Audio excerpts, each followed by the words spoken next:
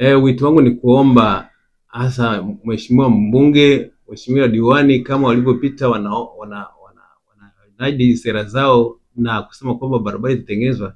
Ningeomba waweze kuitengeneza mapema kabla mvua hazijaanza, ili watu waweze kuleta bidhaa zao kwa urahisi, maana mvua ikinyesha kweli barabara inakuwa ni mbaya sana, na watu wataweza kuleta mizigo yao na bidhaa bado zitakuwa za bei ya juu.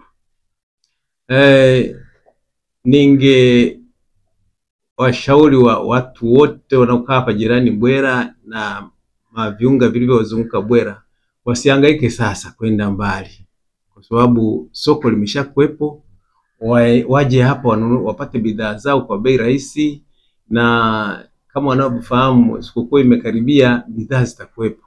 Tajitahidi kuweka bidhaa zote ambazo ni za msingi ili watu waweze kuzipata hapa na wafurahie matunda ya soko hili.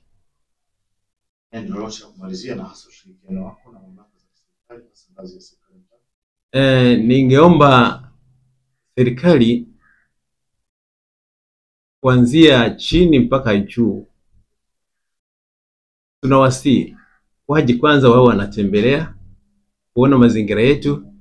Pili, waweze kusaidia kulipromote soko, kwa sababu soko linapofanya kazi vizuri hata na wao wanapata faraja, kwa sababu nakumbuka hata kero ya soko ilikuwa ni kubwa tangu nyuma kabla tukianzisha hapa.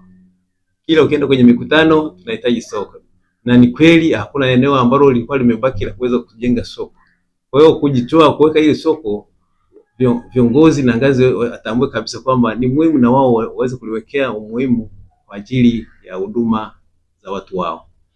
Wale ambao watataka kupata mawasiliano kuleta bidhaa zao, kwa sababu sisi tupo kila wakati usiku na mchana, mawasiliano yako wazi, itapata kwa namba 0786 892 630 au 0714 977 499. Hii ya Tigo ndiyo yenye WhatsApp. Kwa hiyo tunaweza kuwasiliana. Karibuni sana.